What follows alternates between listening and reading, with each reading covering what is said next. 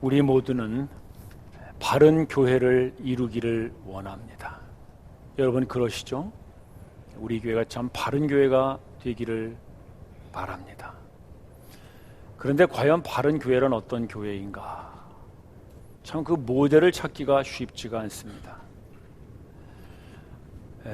90년대 또는 2000년대 들어서서 전 세계의 많은 기독교 지도자들이 우리나라 여의도 순복음교회를 마치 모델적인 교회로 많이 찾아왔었습니다. 세계에서 가장 큰 교회이기 때문에 아마 무언가 좀 보고 배울 것이 있지 않을까 싶어서 많이 찾아왔던 것 같습니다. 또 미국에서 대통령 다음으로 영향력이 큰 목사로 릭 워렌 목사를 꼽습니다. 그러면 릭 워렌 목사가 섬기는 그 미국의 새들백 교회는 과연 우리가 모델로 삼을 수 있는 교회인가? 물론 뭐 좋은 점도 있겠습니다만은 그렇게 단적으로 말하기는 좀 쉽지가 않은 것 같습니다. 특히 문화의 차이가 커요. 제가 미국에 있을 때 새들백 교회를 가봤는데 우리같이 이렇게 질서정연하게 앉아서 예배 드리는 사람들은 참 불편합니다. 이 저부의자를 쭉 늘어놨는데요. 그것도 줄이 막 삐딱삐딱해요. 그리고 앞에 예배 드리고 가신 분들이 주보를 막 여기저기 놔가지고 막 흩어져 있는데 그 사람들은 별로 그런 거 개의치 않고 예배를 드리는 것 같아요. 그리고 목사님이 반바지 입고 나와서 드리는데 그거 모델이라 그래서 제가 반바지 입고 나오면 신뢰가 되지 않을지 모르겠어요. 물론 그 좋은 내용의 부분도 있지만은 그냥 무조건 따라가기는 좀 문화의 차이가 있죠. 또는 우리 교회 목사님들이 우리 한국 교회 목사님들이 가장 가보기 좋을 원하는 교회가 그 시카고의 윌로우 크릭 교회이죠. 그런 교회를 모델로 삼고 사람들이 많이 배우려고 합니다. 물론 그런 교회들이 다 좋은 점들이 있으니까 우리도 배워야 될 점이 있겠지만은 과연 성경이 말하는 교회는 어떤 교회가 우리가 배워야 되는 바른 교회일까? 네, 오늘 말씀을 따라서 우리가 그렇게 눈에 보이는 교회가 아닌 참으로 성경이 말하는 그런 바른 교회, 그 교회를 우리가 모델로 삼아서 하나님께서 우리에게 주신 이 교회를 그런 교회로 이루어 가게 되기를 바랍니다. 1절 말씀을 한번 보시죠. 1절 말씀 보시면 늙은이를 꾸짖지 말고 구원하여 그랬죠. 이 늙은이라는 것은 아마 디모데 목사가 섬기던 그 에베소 교회에 있는 나이 드신 성도들을 말하는 것 같습니다. 근데 나이 들은 성도들이 무슨 일을 했길래 교회에서 꾸짖지 말고 그랬을까? 제가 여러 가지 생각을 해봤는데 뭐 저도 이제 서서히 이 나이 들은 사람 축에 속하지 않은가 싶어서 제 모습을 보니까요, 나이가 들수록 조금씩 주책이 없어지는 것 같아요. 그래서 뭐 이렇게 한 말 또 하고요, 또 괜히 걱정 안 해도 될 거 걱정하고, 특히 또 나이 드신 분들이 가지는 큰 문제가 있죠. 고집이 세요. 내가 이제까지 이 나이로 고집으로 살았는데 이거를 뭐 자랑으로 하는 그런 것 때문에 혹시 디모데 목사가 목회하는데 좀 어려움이 있지 않았을까? 이건 저 혼자의 생각입니다. 어쨌든 간에 교회 안에 그런 나이 드신 분들이 있는데 그런 분들을 대할 때 어떻게 대하라 그랬습니까? 그 다음 말씀 보시면 아버지에게 대하듯 하라는 것이죠. 자, 여러분, 아버지에게 대하듯 하라라는 것은 그 나이 드신 분들과 아버지를 지금 비교하는 거 아니에요. 근데 무엇이 모델이라는 거예요? 아버지가 모델이죠. 아버지에게 대하듯 교회 안에 나이 드신 분들을 섬겨라, 이렇게 하니까 아버지가 교회 안에 나이 드신 분들을 섬기는 모델이 된다는 거예요. 그러면 나이 드신 분들과 아버지를 비교한다면 나이 드신 분들이 있는 교회와 아버지가 계시는 어디와 비교가 되는 것이겠어요? 가정을 말하는 것이죠.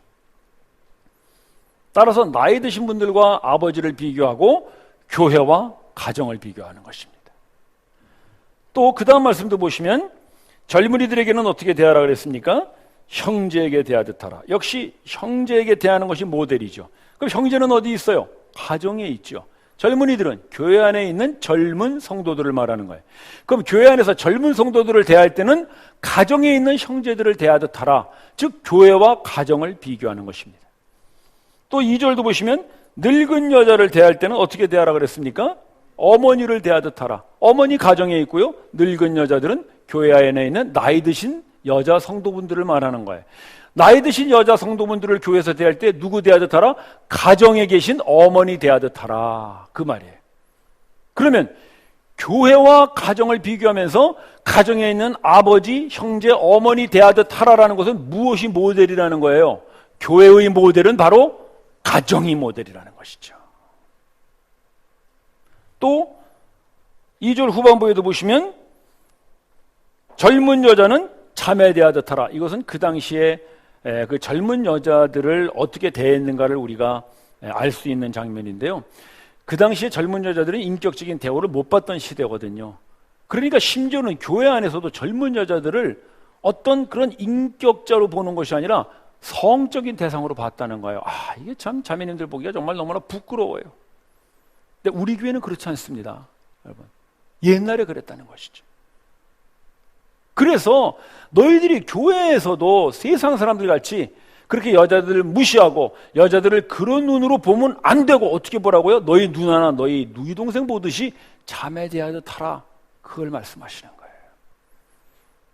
따라서 교회 안에 있는 나이 드신 성도들, 가정의 부모들 같이, 교회 안에 있는 젊은 성도들, 가정에 있는 형제 자매같이 대하라는 것은 교회의 모델이 바로 가정이다라는 걸 보여주는 것입니다. 따라서 어떤 교회가 바른 교회인가, 우리가 찾아야 될 그런 모델의 교회는 어디인가, 그것은 멀리 있지 않습니다. 바로 여러분들의 가정이 교회의 모델인 것입니다. 하나님께서 태초에 천지를 창조하시고 남자와 여자를 만드셨죠. 그리고 그 남자와 여자를 부부로 엮어주셨어요. 그래서 태초에 하나님께서 만드신 것이 가정입니다. 여러분 잘 기억하세요. 교회를 만드시지 않고 가정을 먼저 만드십니다. 그리고 그 가정이 점점 커지면 부족이 돼요. 그래서 창세기에 보면 아브라함, 이삭, 야곱, 그런 사람들을 부족의 족장 그렇게 불러요. 그래서 족장이라고 불러요. 그런 사람들. 그래서 아브라함, 이삭, 야곱의 시대를 족장 시대 그렇게 부르거든요. 그리고 야곱은 그 12 아들들을 전부 지파의 조상을 만들어서 그 12 아들들이 만든 큰 지파가 드디어 민족이 됩니다. 그것이 이스라엘 민족이죠. 그러니까 가정이 커져서 부족이 되고요, 부족이 커져서 민족이 되거든요. 그 이스라엘 민족을 성경이 뭐라고 부르냐면, 제가 사도행전 말씀을 하나 소개해 드리겠습니다. 7장 38절 말씀인데, 여기 보시면 여러분들이 한번 읽어보세요. 시작.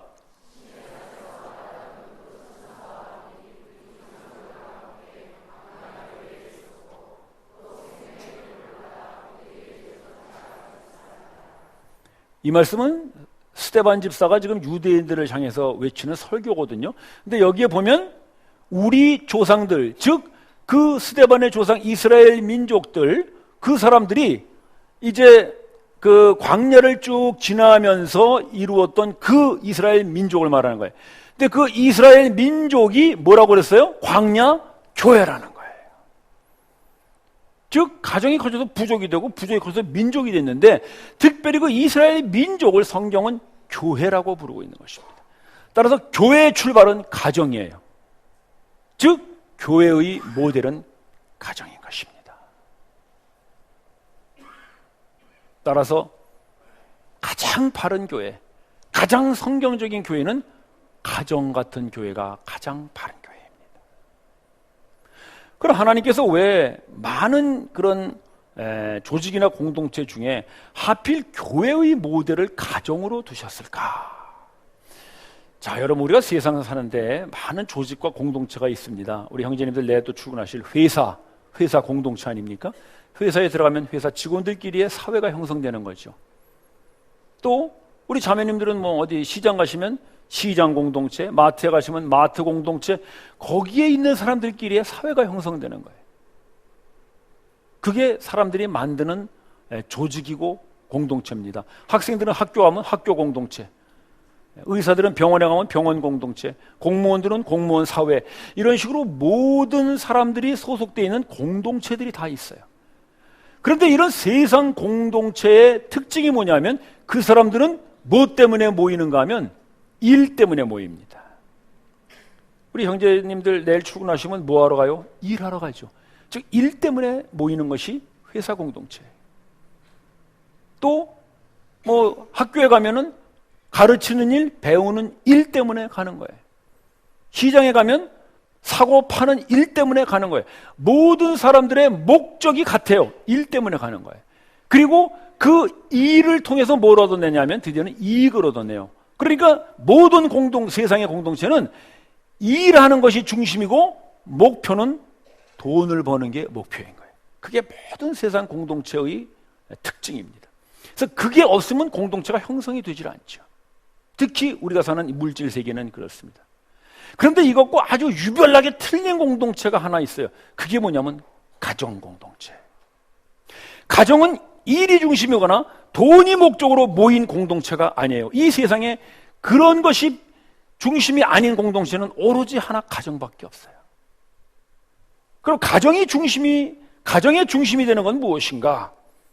자, 우리 4절 한번 보십시다. 4절 보시면은, 자, 만약 과부에게 이 자식이나 손자가 있으면 그 자식이나 손자를 통해서 그 과부를 먼저 잘 섬기고 효도하게 하라. 그걸 가르치고 있는 거예요. 그것이 하나님께 받으심질 만한 것이다. 즉 먼저라는 것은 가장 중요한 거죠. 과부라는 것은 남편이 없이 혼자 사는 사람이기 때문에 이 자식들이 봉양해주지 않으면 살 수 없는 사람들이에요. 요즘은 과부들도 뭐 자기 직업을 가지고 살아가지만 옛날 그 바울 시대는 그런 시대가 아니었죠. 여자들은 남편이 없으면 먹고 살 것이 없는 그런 시대였거든요. 그러니까 그런 과부 어머니나 할머니를 모시고 있는 사람들은 먼저 너희들이 어머니나 할머니에게 효도하라. 그것이 하나님께 받음직할 만한 것이다 말씀하십니다. 자, 여러분, 우리가 어머니나 할머니에게 효도합니다. 근데 그 효도하는 이유가 뭡니까? 혹시 우리들 중에 우리 어머니 내가 알고 보니까 어디 좀 숨겨놓은 땅이 있다는데 효도 잘해가지고 나중에 돌아가실 때 그거 내가 유산으로 받아야지, 그런 마음으로 효도한다면 그것은 진정한 효도가 아니고 무엇입니까? 그거는 유산을 목적으로 한 일이죠. 일. 그건 회사하고 똑같은 거예요. 우리 할머니 내가 좀 모시고 다니면서 뭐 여행도 다니고 마트도 가고 이래가지고 동네 사람들한테 칭찬받아서 내가 이번에 효행상 한번 받아야지, 그런 마음으로 모신다면 그거는 효도가 아니라 일이죠. 일. 그 효행상을 받기 위한 일을 하는 거죠. 거기에는 짜증나고요, 귀찮고요, 그렇지만 그냥 할 수 없이 해야지, 일이 되는 거예요. 그건 효도가 아니죠.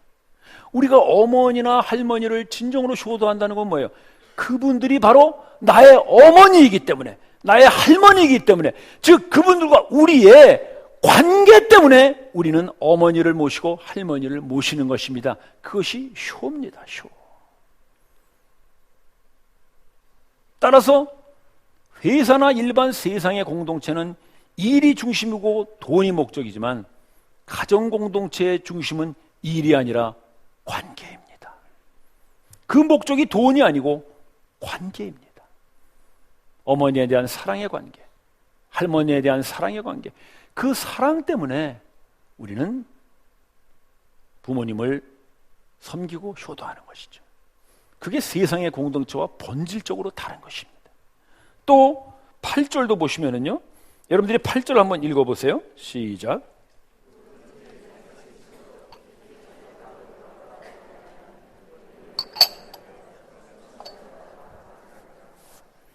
이번에는 반대로 부모된 우리들로서 우리의 자녀들을 양육하고 잘 성장시켜야 하는 그런 책임이 우리들에게 있다는 거예요. 부모들에게. 그래서 우리는 아이들이 공부를 잘하건 못하건 등록금을 대줍니다.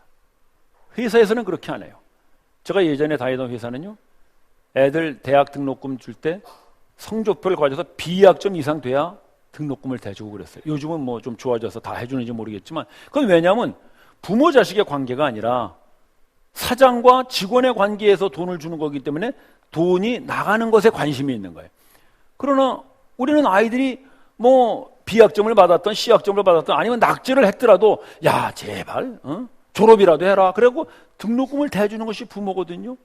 그건 왜 그러냐면 그 등록금을 대줌으로써 그 아이들로부터 무언가 투자 효과를 얻겠다는 것이 아니라 그 아이들이 우리의 자식이니까. 즉 부모와 자식의 관계 때문에 우리는 아이들에게 등록금을 대주는데 전혀 아까운 걸 느끼지 않습니다. 관계인 것이죠. 따라서 부모를 모시는 것도 부모와 우리와의 사랑의 관계 때문이고, 자식을 우리가 잘 이렇게 책임지고 양육하는 것도 자식에 대한 사랑의 관계 때문에 우리는 그렇게 하는 것입니다. 이거는 세상 어떤 공동체에서도 찾아볼 수 없는 유일한 관계 중심의 공동체인 거예요. 그것이 가정입니다. 그런데 하나님께서 많은 공동체 중에 교회의 모델을 가정으로 세우셨다는 것은, 즉 그 가정의 관계 중심적인 것이 교회도 역시 모델이 되어야 한다라는 걸 말씀하시는 것입니다. 따라서 바른 교회란 바른 관계가 세워진 교회, 그 교회가 바른 교회임을 믿으십시오. 예배당이 크지 않아도 괜찮습니다.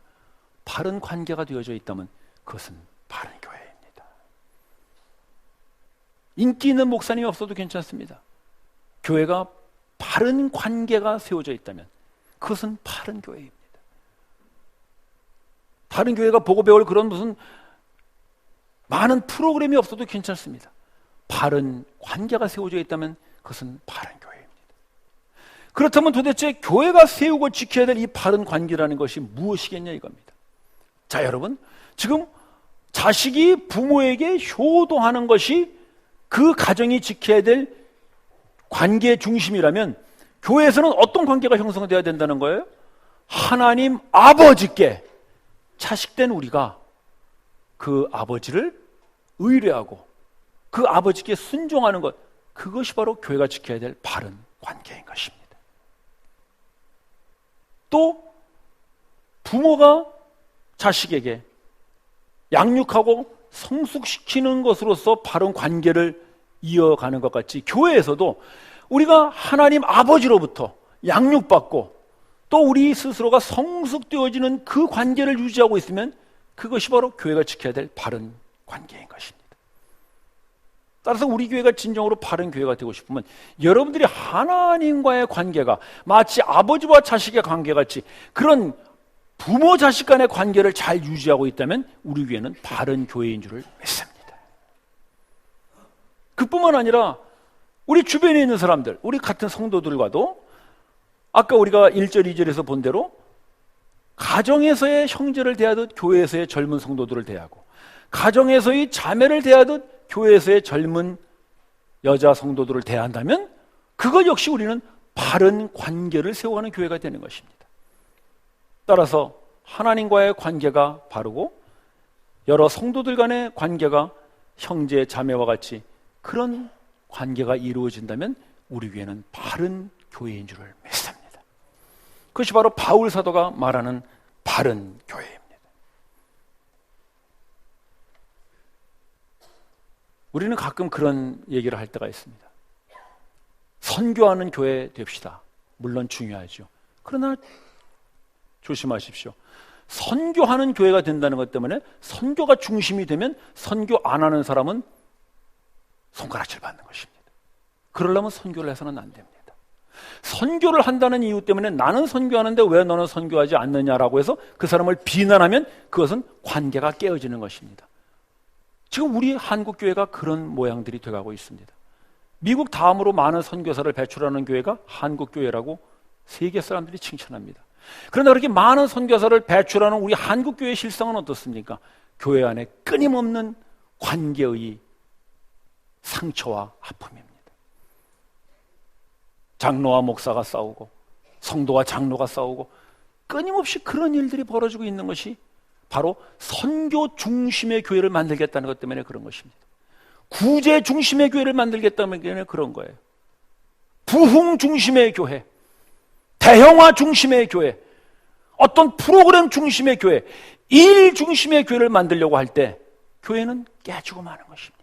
우리는 그런 교회들을 많이 보고 있습니다. 뉴스에 올라오는 교회들이 다 엄청난 일들을 하는 교회입니다. 일들을 하는 교회예요. 일을 하는 교회라고요. 그거는 바른 교회가 아닙니다. 교회는 일하기 위하여 모이는 것이 아니라 관계를 바르게 하기 위하여 모이는 유일한 가정과 같은 곳이 교회인 줄을 믿으십시오. 따라서 교회가 일에 집중하기 시작하면 교회는 회사가 되어버립니다. 조직이 되어버립니다. 그건 가정과 같은 교회를 이룰 수가 없습니다. 따라서 우리가 정말 바른 교회를 세우기를 원한다면 그것은 하나님과의 관계, 성도들 간의 관계를 항상 가장 중요한 거로 생각해서 일을 못해도 좋아 관계를 지켜야 돼. 실적이 없어도 좋아 관계를 유지해야 돼.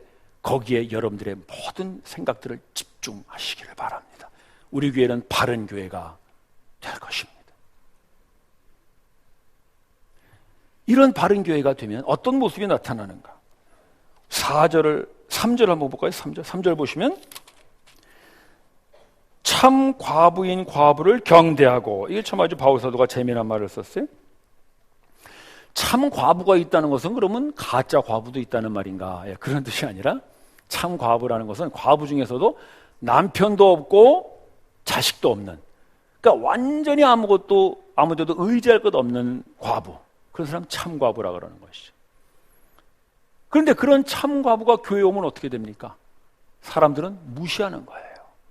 참 과부가 뭐 돈이 있겠어요? 무슨 일을 할 수 있겠어요? 교회에 아무런 유익이 안 되는 거예요. 그냥 자식도 없고 남편도 없고, 그 당시에 그 혼자 사는 여자들은 참 정말 어렵기도 하지만은 사회적으로도 무시당하는 여자들이거든요. 그런 여자들이 교회 안에 들어오니까 사람들이 자꾸 무시하는 거예요. 저 여자 왜 왔어? 뭐 밥이나 얻어 먹으러 왔나? 옷이나 얻어 입으러 왔나? 자꾸 그렇게 비웃는 거예요. 근데 바울 사도는 뭐라 그래요? 참과부인 과부를 어떻게 하라고요? 경대하라. 이거는 그 당시 사람들이 생각했던 참과부에 대한 생각과는 완전히 다른 얘기를 하는 거예요. 그런 참과부를 너희들이 어떻게 하라? 교회에서 경대하라. 마치 무엇같이? 집에서 어머니를 경대하는 것 같이. 경대한다고 해도 존경하고 보살피는 거잖아요. 그것이 바른 교회라는 거예요. 교회에서 일 잘하는 사람, 헌금 많이 내는 사람, 봉사 많이 하는 사람, 그런 사람이 존경받는 것이 아니라 참 과부같이 좀 아무것도 바랄 것 없는 사람, 그런 사람이 오히려 존중받고 인정받는 교회, 그것이 관계 중심의 바른 교회인 것입니다. 일 중심인 조직에서는 그런 건 있을 수가 없죠. 직장 생활하는데 이 사람 맨날 출근해가지고 밥만 먹고 복만 타고 아무것도 안 하고 그냥 놀고 있어. 그러면 어떻게 돼요? 잘라. 그런 사람 회사에 붙어 있을 수 없어요. 왜? 일 중심인 조직이기 때문에 그런 거예요. 그러나 교회에서는 그렇게 될 수 없다는 것입니다. 교회에서는 당신은 교회에 아무런 유익이 되지 않으니까 오지 마. 그렇게 얘기하는 건 그거는 바른 교회가 아니죠. 그거는 세상의 회사와 같은 조직이죠. 그건 교회가 아니에요. 또한 바울 사도는 그 참과부를 이렇게 이해하고 있어요. 5절을 보세요. 5절을 보시면 5절을 여러분들 한번 읽어보세요. 시작.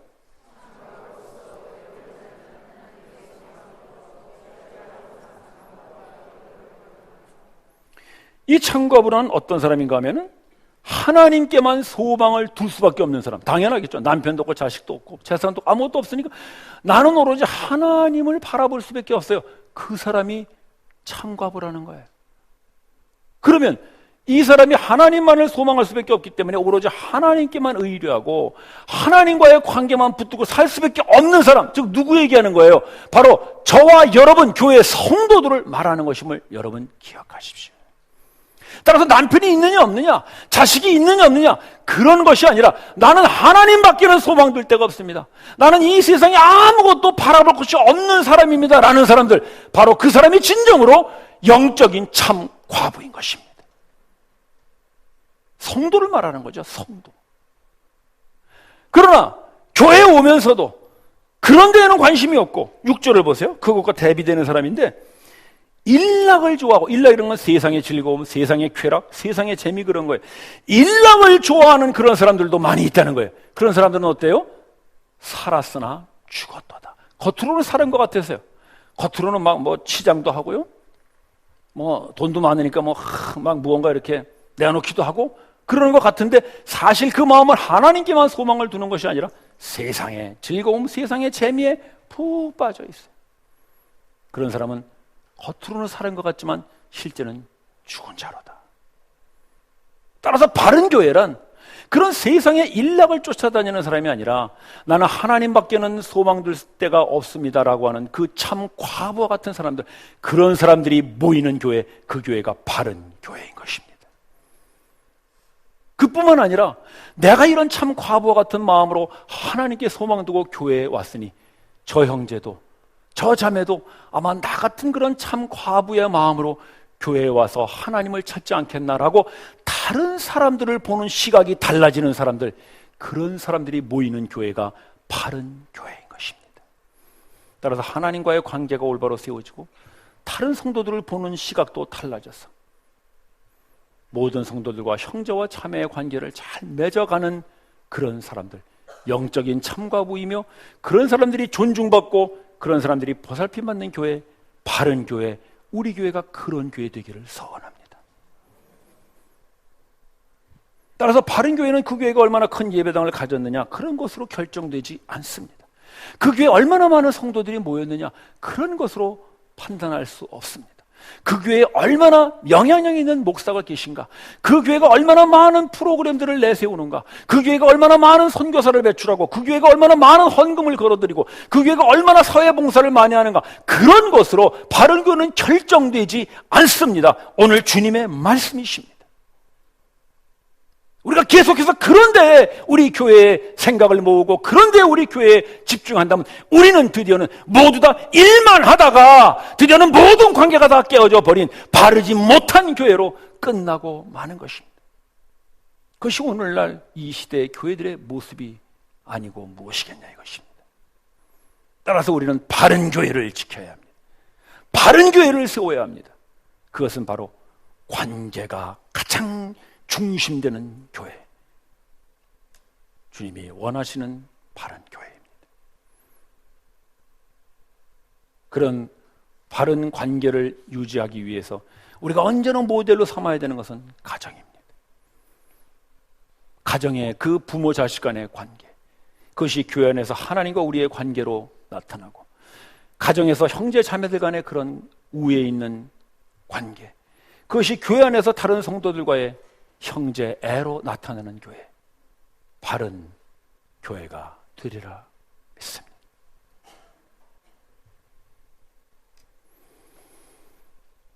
따라서 이런 관계 중심의 교회는 겉으로는 별로 나타날 것이 없지만 그런 교회를 진정 하나님께서는 네가 살아있는 교회다라고 말씀해 주십니다.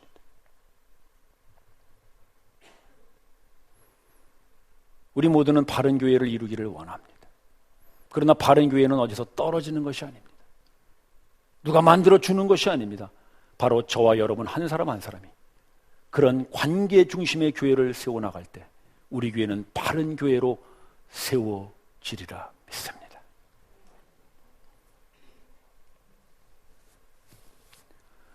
교회는 바른 교훈을 쫓아야 합니다. 사람이 만든 신화도 아니고 사람을 비난하는 율법도 아닌 하나님께서 우리에게 보내주신 그 아들 예수 그리스도를 통하여 하나님 앞에 설 수 있는 그 복음, 그것만을 좇는 것이 바른 교훈입니다. 그리고 교회는 바른 직분을 지켜야 합니다. 나의 열심과 나의 힘이 아니라 부족한 나를 충성되이 여겨 직분 주신 그 하나님의 은혜에 감사해서 하나님을 섬기고 교회를 섬기는 직분을 우리는 지켜야 합니다. 그리고 교회는 바른 기도를 드려야 합니다. 나만을 위한 기도가 아니라 모든 사람을 위한 기도를 드림으로써 나만의 사랑에서 모든 사람을 향한 사랑으로 우리의 사랑이 점점 넓혀져 가야 합니다. 그리고 교회는 바른 지도자를 세우고 배출해야 합니다. 책만 받을 것이 없는 그런 외인에게서도 선한 증거를 받는 영적 지도자들, 바로 여러분 한 사람 한 사람들이 그런 사람들로 세워져야 합니다. 그러면 우리 교회는 관계가 가장 소중히 여겨지는 관계 중심의 교회가 되리라 믿습니다. 바른 형제자매 여러분, 가을입니다. 가을이 지나면 겨울이 오고, 그러면 우리는 또 한 해를 보냅니다. 짧지 않은 인생, 이제 우리가 살아갈 날이 살아온 날보다 훨씬 더 짧아져 가고 있습니다. 우리가 이 짧은 인생 살아가면서 이 땅에서 교회를 이루었는데, 성경이 말하는 교회, 바로 관계가 가장 중심되는 교회, 하나님과의 올바른 관계와 성도 간의 올바른 관계를 맺어가는 그 바른 교회, 그 교회를 우리가 한번 이루어 보고 가야 되지 않겠습니까?